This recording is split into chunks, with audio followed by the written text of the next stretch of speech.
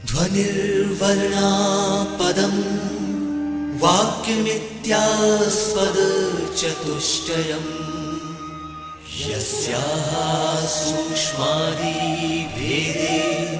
वाग्देवीं तामुपास्महे।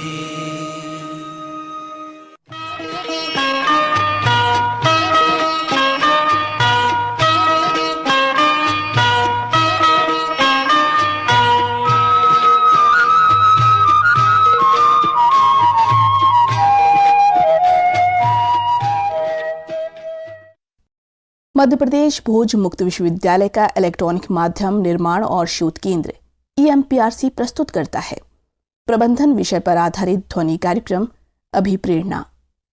ये कार्यक्रम प्रबंधन में डिप्लोमा, स्नातकोत्तर डिप्लोमा और MBA पाठ्यक्रम के प्रथम वर्ष के विद्यार्थियों के लिए प्रथम प्रश्न पत्र, प्रबंधन के नियम और संगठनात्मक व्यवहार की चौथी इकाई पर आधारित है।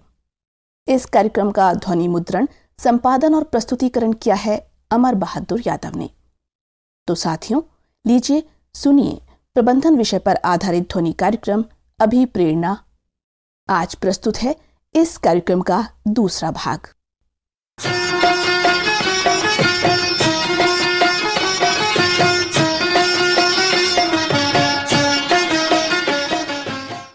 नमस्कार छात्रों, हमने अभिप्रेरणा के भाग 1 में आपसे चर्चा की थी और इस चर्चा में मुख्य रूप से हमने ये जाना था कि अभिप्रेरणा की विशेषताएं क्या होती है, उसका स्वरूप क्या होता है, कारक कौन से होते हैं और अभिप्रेरणा किस प्रकार हमारे समग्र व्यवहार को प्रभावित करती है।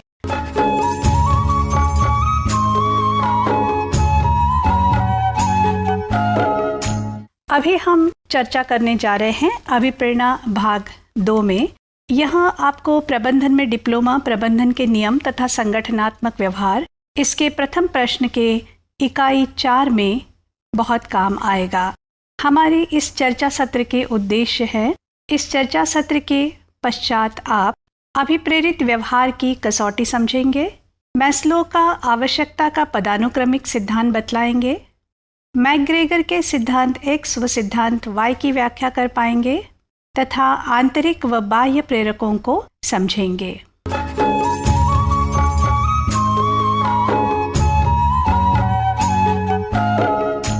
सबसे पहले हम जानते हैं अभिप्रेरित व्यवहार की कसौटी। हम कैसे व्यवहार को अभिप्रेरित व्यवहार कहेंगे, ये जानना बहुत ज़रूरी है। विटेकर 1970, हॉल व लिंडजे तथा थॉमसन 1978 ने अभिप्रेरित व्यवहार की 4 कसौटियाँ बतलाई हैं। अभिप्रेरित व्यवहार चक्रीय होता है, चयनित होता है, सक्रिय एवं सतत होता है तथा आंतरिक संतुलन बनाए रखता है। हमारे शरीर का जो आंतरिक संतुलन है या समस्थिति हम जिसको कहते हैं होमियोस्टेसिस, यहाँ हमारे अभिप्रेरित व्यवहार से ही बना रह सकता है। आइए जानें, सबसे पहले ये चक्रीय कैसे होता है। आवश्यकता उत्पन्न हुई है, आवश्यकता जन्म देती है प्रणोदन को। प्रणोदन अर्थात ड्राइव, यानी एक ऐसी स्थिति जो कि हमारे शारीरिक बदलाव के कारण शारीरिक स्थिति में अराउजल यानी उद्दोलन की परिस्थिति उत्पन्न कर देती है। इसके परिणाम स्वरूप व्यक्ति अपने अन्य सभी कार्यों को विराम देकर उस आवश्यकता की पूर्ति के पीछे पड़ जाता है। इसके बाद तीसरा पॉइंट है सक्रियता। सक्रियता से यहाँ पर तात्पर्य है व्यक्ति की जो एक्टिविटी लेवल है, जो क्रियाशीलता है वो बहुत बढ़ जाती है, परंतु ये जो क्रियाशीलता है वो लक्ष्य की ओर, मतलब अब जितना भी व्यवहार होगा, जितनी भी क्रियाएं होंगी, वे समस्त क्रियाएं व्यक्ति को आवश्यकता पूर्ति की ओर ले जाएंगी, अन्य व्यवहार वहाँ रोक देगा। इसके उपरांत आप देख रहे हैं सक्रियता के बाद में लक्ष्य की प्राप्ति। लक्ष्य की प्राप्ति से यहाँ पर तात्पर्य है जिससे हमारी आवश्यकता पूर्ति हो, उस लक्ष्य की प्राप्ति।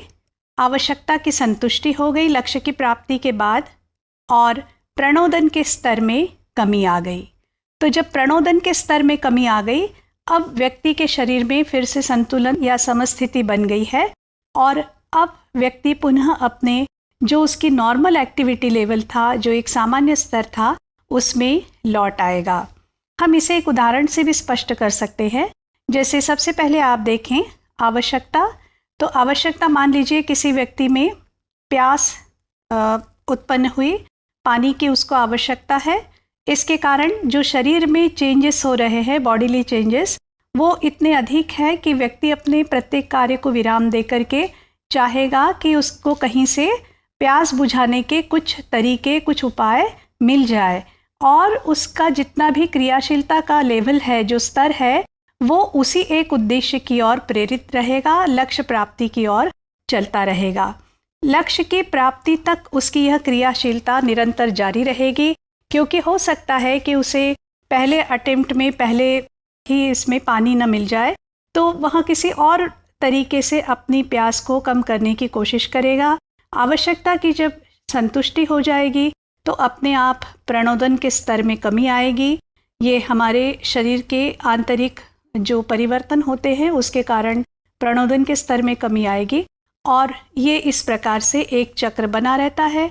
फिर से जब नई आवश्यकता उत्पन्न होगी तो फिर प्रणोदन उत्पन्न होगा, फिर सक्रियता की स्थिति बनेगी। इस तरह सबसे पहले जो मैंने आपको अभी पॉइंट बताया, बिंदु बताया, वो था कि अभिप्रेरणा में चक्रीय व्यवहार होता है।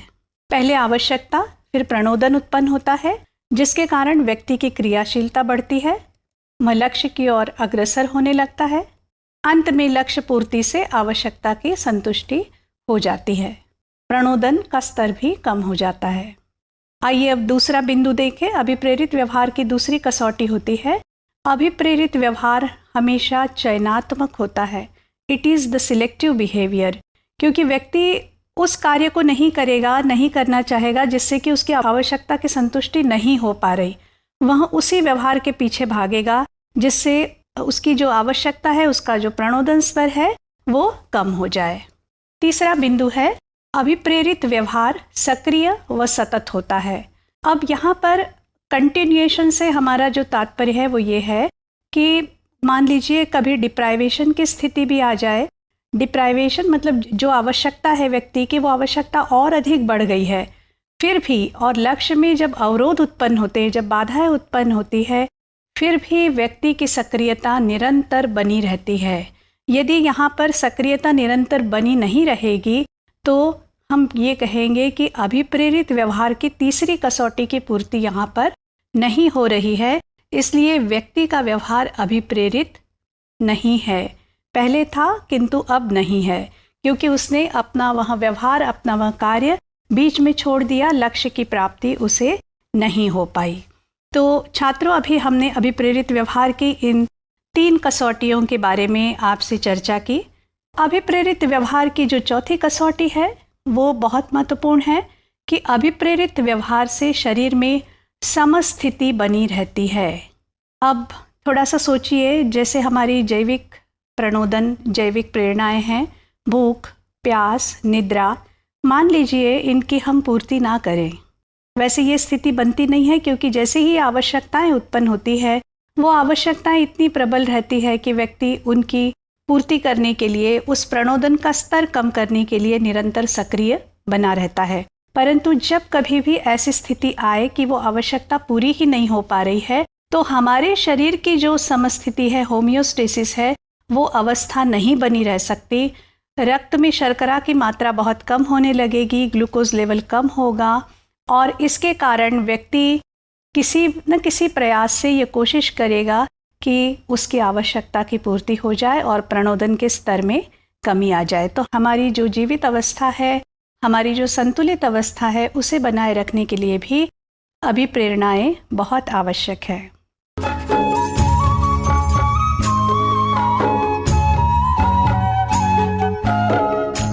चलिए अब एक कदम और आगे बढ़ते हैं और जानते हैं कि आवश्यकता का पदानुक्रमिक सिद्धांत जो कि मैस्लो के द्वारा दिया गया है, थियरी ऑफ नीड हायरार्की, ये क्या है। आपने नाम ज़रूर सुना होगा, क्योंकि ऑर्गेनाइजेशनल बिहेवियर, संगठनात्मक व्यवहार में मैस्लो का सिद्धांत अपना एक विशिष्ट महत्व रखता है। 1950 का जो दशक था वह अभिप्रेरणा के लिए एक बहुत महत्वपूर्ण समय था, क्योंकि इसी दौरान अभिप्रेरणा से संबंधित 3 सिद्धांत उभर कर सामने आए। उसी में से एक था मैस्लो का सिद्धांत। आइए मैस्लो के सिद्धांत को हम सबसे पहले सबसे नीचे वाले क्रम में जैविक आवश्यकताएं, उसके ऊपर है सुरक्षा आवश्यकता, उसके ऊपर तीसरे क्रम में है सामाजिक सोशल, उसके ऊपर प्रतिष्ठा यानी एस्टीम नीड्स, और उसके ऊपर अर्थात सबसे ऊपर है आत्मसिद्धि, self actualization, need for self actualization. चलिए एक एक करके देखते हैं इनको। मैस्लो के सिद्धांत की जो मुख्य बातें हैं उनमें सबसे पहली बात है कुछ आवश्यकताएं मूलभूत होती है जिनकी पूर्ति किए बिना अन्य आवश्यकताओं की पूर्ति नहीं हो सकती। जब हम मैस्लो के सिद्धांत की बात करते हैं तो ये हमेशा याद रखें कि इसे नीड हायरार्की थियरी कहा गया है, पदानुक्रम, क्योंकि जब तक हमारी जो निचली आवश्यकताएं हैं वो पूरी नहीं होंगी तब तक हम अपने ऊपरी आवश्यकताओं की ओर ध्यान दे ही नहीं सकते। पदानुक्रम में सबसे नीचे है जैविक आवश्यकताएं, जो है भूख, प्यास, निद्रा इत्यादि। जाहिर है कि जब तक हमारी ये आवश्यकताएं पूरी नहीं होती हैं तब तक हम अपनी दूसरी आवश्यकताओं पर ध्यान दे ही नहीं सकते। आप देख रहे हैं यहाँ पदानुक्रम में सबसे नीचे जैविक आवश्यकता है, इसके बाद सुरक्षा आवश्यकता है जो कि दूसरे क्रम पर होती है। व्यक्ति अपनी मूलभूत आवश्यकताएं, बेसिक बायोलॉजिकल नीड्स की पूर्ति के बाद अपने सुरक्षा के बारे में सोचता है, अपने आप को सुरक्षित रखना चाहता है, इसलिए सुरक्षा आवश्यकता दूसरे क्रम पर आती है। इसके ऊपर यानी तीसरे चरण में सामाजिक आवश्यकता है, सोशल नीड्स। इसमें है संबद्धता, एफिलिएशन, यानी दूसरों के साथ जुड़ाव की, दूसरों के साथ रहने की, अनुमोदन व स्नेह पाने की तथा मित्रता की आवश्यकता। हर व्यक्ति ये चाहता है कि वो इस समाज में अकेला नहीं रहे, इसीलिए हम परिवार बनाते हैं, समूह बनाते हैं और दूसरों के साथ रहना चाहते हैं। तो ये हमारी तीसरी आवश्यकता है, सामाजिक आवश्यकता। चौथे क्रम पर हम देख रहे हैं प्रतिष्ठा आवश्यकता, एस्टीम नीड। एस्टीम नीड से तात्पर्य यहाँ सेल्फ एस्टीम से है। व्यक्ति आत्म आदर पाना चाहता है, अनुमोदन पाना चाहता है, दूसरों से सहमति पाना चाहता है और इसीलिए वह अपनी सफलता प्राप्ति के प्रयास भी करता है। नीड टू एक्सेल भी इसमें शामिल है। व्यक्ति चाहता है कि मैं कुछ अच्छे कार्य करूं, यश और सम्मान पाऊं। तो ये चौथे क्रम की आवश्यकता है, प्रतिष्ठा आवश्यकता। लक्ष्य प्राप्ति व उपलब्धि की आवश्यकता प्रतिष्ठा आवश्यकता से जुड़ी है।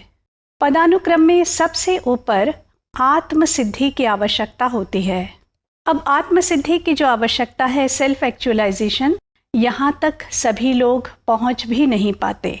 बहुत से लोग ऐसे होते हैं जो कि मात्र अपनी जैविक आवश्यकताओं को या सुरक्षा आवश्यकताओं को पूरा करने में ही अपना जीवन गुजार देते हैं।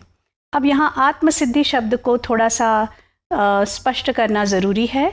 आत्मसिद्धि से मतलब ये है कि अपनी क्षमताओं को पहचानना, स्वयं की क्षमताओं को पहचानना और उन्हें विकसित करना। बहुत से लोग ऐसे होते हैं जिनमें अपार क्षमताएं होती है परंतु उन्हें अपनी क्षमताओं का अंदाज़ा नहीं होता, तो उनको जानना भी और उनके विकास के लिए स्वयं कोशिश करना, ये आत्मसिद्धि की आवश्यकता के अंतर्गत आता है। एक बार फिर से जैविक आवश्यकता सबसे नीचे है, उसके ऊपर सुरक्षा आवश्यकता, फिर सामाजिक आवश्यकता, चौथे क्रम पर प्रतिष्ठा, सेल्फ एस्टीम और अंतिम चरण पर हम पहुंच गए हैं जहां सेल्फ एक्चुअलाइजेशन यानी कि आत्मसिद्धि की आवश्यकता उपस्थित है। एक बात और आपसे बतानी थी, दुर्बल आवश्यकताएं कि जो जैविक और सुरक्षा आवश्यकताएं हैं इनको दुर्बल आवश्यकताएं कहा है मैस्लो ने। दुर्बल आवश्यकताएं इसलिए कहा है क्योंकि इनकी पूर्ति बाह्य साधनों से संभव है। एक्सटर्नल वर्ल्ड, दूसरे लोगों पर भी कुछ हद तक निर्भर है, इसलिए हमारी ये आवश्यकताएं दुर्बल आवश्यकताएं हैं। और ऊपर आप देख रहे हैं वृद्धि आवश्यकताएं, जो हमारी सामाजिक आवश्यकताएं हैं, प्रतिष्ठा आवश्यकताएं हैं और आत्मसिद्धि की आवश्यकता है। ये तीनों हमारी ग्रोथ नीड्स कहलाती है। मतलब ये कि अब हम दुर्बल आवश्यकताओं से वृद्धि की आवश्यकताओं पर आ गए हैं। यदि कोई व्यक्ति अपनी आवश्यकताओं के पदानुक्रम के इस चरण पर है, सामाजिक चरण पर, तो हम ये कहेंगे कि दुर्बल आवश्यकताओं से ऊपर उठ करके वृद्धि आवश्यकता के पहले चरण पर वो आ गया है। तो दुर्बल आवश्यकताओं की जब पूर्ति होगी उसके बाद ही वृद्धि आवश्यकताएं उत्पन्न होंगी।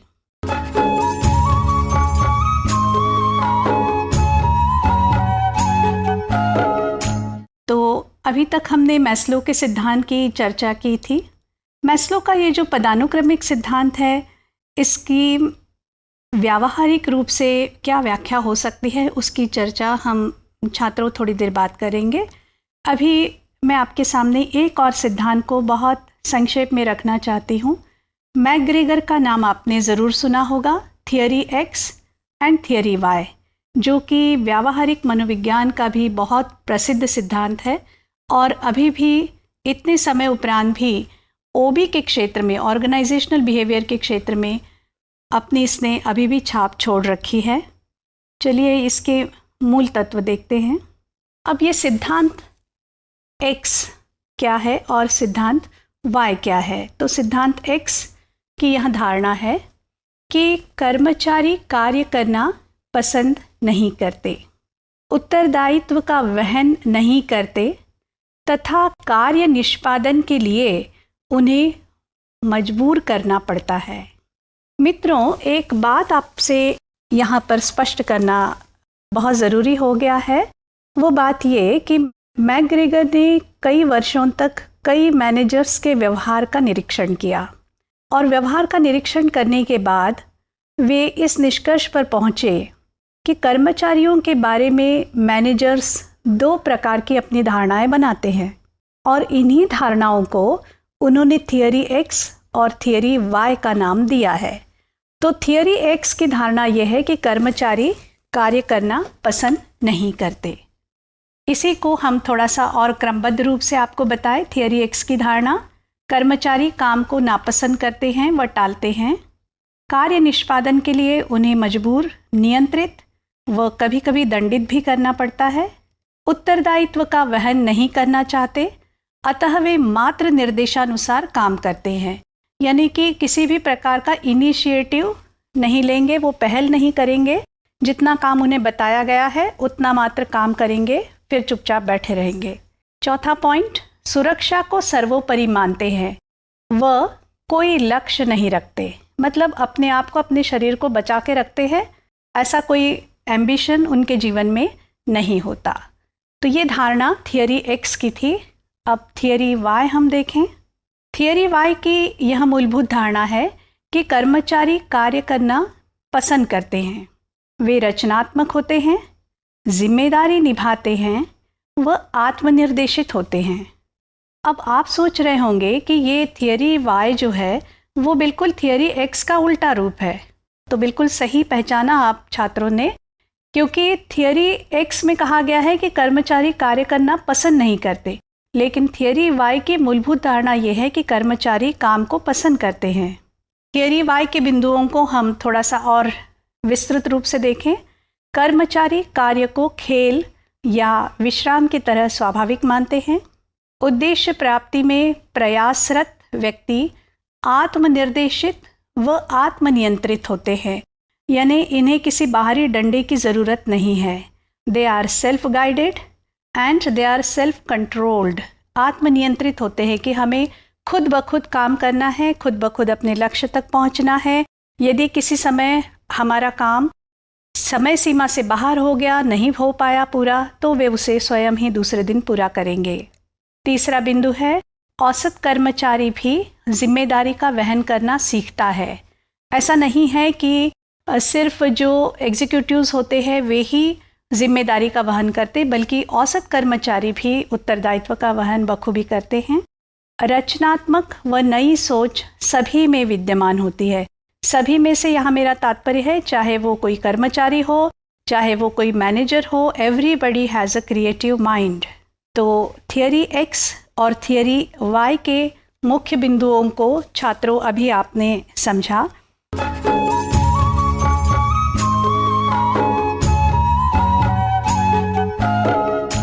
अब यदि हम थियरी एक्स के अनुसार चले तो थियरी एक्स ये बताता है कि कर्मचारियों में निम्न स्तर की अभिप्रेरणाएं पाई जाती हैं। अभी अभी छात्रों हमने मैस्लो का सिद्धांत पढ़ा था।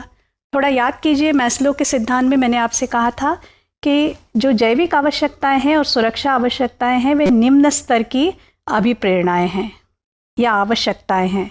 आवश्यकता से ही अभिप्रेरणा जन्म लेती है, इसलिए हम उसको आवश्यकता कह सकते हैं, अभिप्रेरणा भी कह सकते हैं। तो यदि हम मैकग्रेगर की थियरी एक्स के अनुसार चलें तो कर्मचारियों में निम्न स्तर की अभिप्रेरणाएं पाई जाती हैं, और यदि हम थियरी वाई के अनुसार चलें तो कर्मचारियों में उच्च स्तर की अभिप्रेरणाएं पाई जाती है, क्योंकि वे खुद होकर पहल लेते हैं, खुद हो करके हर काम करना चाहते हैं, उनमें रचनात्मकता होती है, वे आत्मनिर्देशित होते हैं। ये सब उच्च स्तर की अभिप्रेरणाएं हैं। अब यहाँ पर अपनी अगली चर्चा करने से पहले थोड़ी सी एक बात मैं आपको और स्पष्ट कर देना चाहती हूँ। मान लीजिए छात्रों कि यदि आपको किसी को प्रेरित करना है तो आप क्या करेंगे? यदि हम मैस्लो के सिद्धांत के अनुसार चले, उस सिद्धांत का अनुसरण करें, तो याद कीजिए मैस्लो क्या कहते हैं कि हर एक व्यक्ति आवश्यकता के पदानुक्रम में भिन्न भिन्न चरण पर होता है। तो हम पहले ये जान लें कि कौन सा व्यक्ति आवश्यकता के कौन से पदानुक्रम पर है, और उसकी उस विशिष्ट आवश्यकता को पहले हम पूरा करें, तभी हम उस व्यक्ति को अभिप्रेरित कर पाएंगे। जैसे मान लीजिए किसी व्यक्ति की यदि सुरक्षा आवश्यकता पूरी नहीं हो पा रही है, तो उस व्यक्ति से ये उम्मीद करना बहुत ही मुश्किल है कि वह व्यक्ति सामाजिक अभिप्रेरणा को पहले पूरा करेगा। उस व्यक्ति के लिए तो सबसे महत्वपूर्ण है अभी सुरक्षा आवश्यकता, इसलिए उसको यदि अभिप्रेरित करना है तो हमें ये कोशिश करनी पड़ेगी कि हम उसकी सुरक्षा की व्यवस्था पहले करें, तभी वह कार्य के लिए अभिप्रेरित होगा। तो इस प्रकार जो मैस्लो का सिद्धांत है वो अपने आप में बहुत इनोवेटिव है, बहुत एक प्रकार से विजन देने वाला, एक दूरदृष्टि देने वाला सिद्धांत है, और इसको यदि हम अप्लाई करें, इसको यदि हम ठीक से ऑर्गेनाइजेशनल बिहेवियर में लागू करें, तो बहुत सी ऐसी संभावनाएं दिखती है कि हम कर्मचारियों को बहुत अच्छी तरह अभिप्रेरित कर सकते हैं।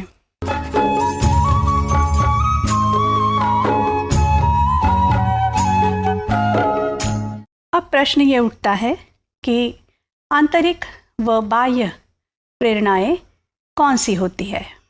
कई बार ये प्रश्न है, मेरे सामने मेरे छात्र भी कई बार ये प्रश्न रखते हैं कि हमें अमुक अमुक वातावरण नहीं मिला, इसलिए हम लोग अमुक एक कार्य नहीं कर पाए। यहाँ देखिए मित्रों, यहाँ बात हो रही है एक्सट्रिंसिक मोटिवेशन की।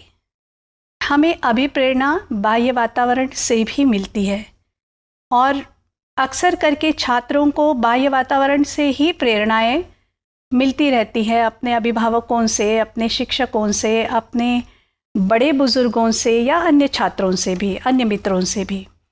तो प्रेरणाएं हमें बाहरी वातावरण से भी मिलती है, किंतु एक बात और भी आवश्यक है कि प्रेरणाएं हमें आंतरिक रूप से भी प्राप्त हो सकती, इंट्रिंसिक मोटिवेशंस भी होती है। जैसे कोई व्यक्ति बहुत अच्छा काम करना चाहता है, हर काम को वो बहुत अच्छी तरह करता है, हालांकि उसके काम को कोई देखने वाला या सुपरवाइज करने वाला कोई नहीं है, तो आप क्या कहेंगे? कोई बाह्य ऐसा कोई प्रभाव नहीं है या कोई कंपेल नहीं कर रहा उसको, कोई उसको बाध्य नहीं कर रहा है कि वो अच्छा काम करे, तो ये उसकी आंतरिक अभिप्रेरणा है कि वो अच्छा काम कर दिखाए।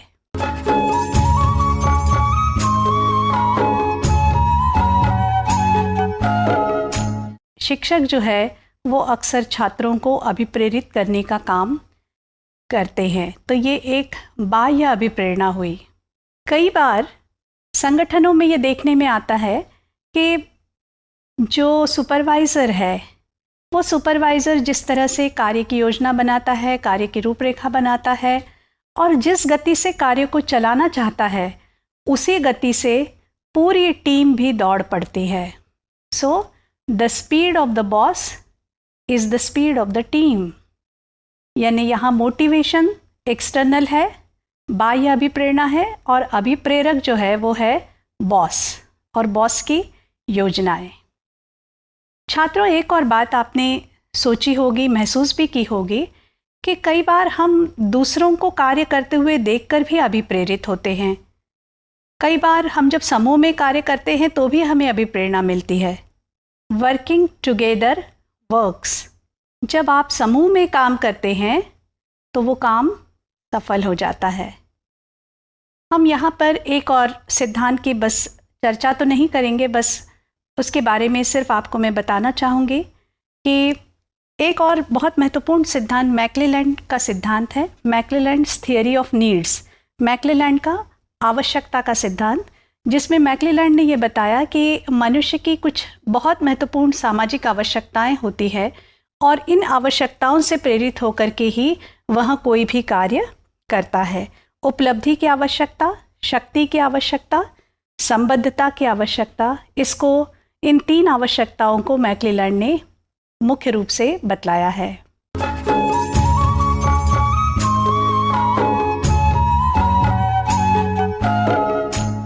आज की इस चर्चा में हम सारांश रूप में ये कहेंगे कि हमने इस चर्चा के दौरान अभिप्रेरित व्यवहार की कसौटी को समझा। मैस्लो का आवश्यकता का पदानुक्रमिक सिद्धांत हमने जाना। हमने ये भी समझने की कोशिश की कि मैस्लो के आवश्यकता के पदानुक्रमिक सिद्धांत में किस प्रकार 5 चरण होते हैं और किस तरह निचले चरणों को पूरा किए बगैर, निचली आवश्यकताओं को पूरा किए बगैर व्यक्ति ऊपरी आवश्यकताओं तक नहीं पहुंच सकता। मैकग्रेगर का X व Y सिद्धांत हमने जाना, उसकी चर्चा की, और आंतरिक तथा बाह्य प्रेरक क्या हो सकते हैं इसके बारे में भी हम लोगों ने कुछ हद तक चर्चा की। अब यहाँ अभिप्रेरणा जो होती है वो आंतरिक भी होती है, ये छात्रों मैंने आपसे कहा, और मेरे साथ आपकी जो ये चर्चा हुई उसका उद्देश्य भी यही था कि मैं भी ये जानना चाहूँ कि मैंने आप सबको अपनी अपनी पढ़ाई करने के लिए, अपना अपना अभ्यास करने के लिए किस हद तक अभिप्रेरित किया है। तो छात्रों, ये बात हम आपसे अवश्य जानना चाहेंगे। अभी इस चर्चा को हम यहीं विराम देते हैं। धन्यवाद।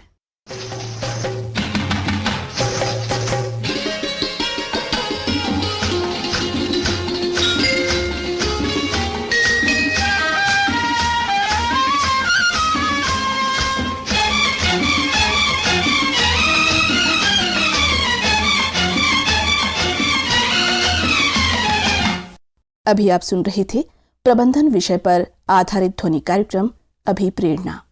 आज आपने इस कार्यक्रम का दूसरा भाग सुना। कार्यक्रम की विषय विशेषज्ञ और वार्ताकार थीं डॉक्टर वीणा दाणी। निवेदिका थी फरजाना खान। इस कार्यक्रम का संपादन और प्रस्तुतिकरण किया अमर बहादुर यादव ने। ये कार्यक्रम NIT TTR भोपाल के सहयोग से मध्य प्रदेश भोज मुक्त विश्वविद्यालय के इलेक्ट्रॉनिक माध्यम निर्माण और शोध केंद्र EMPRC द्वारा निर्मित किया गया।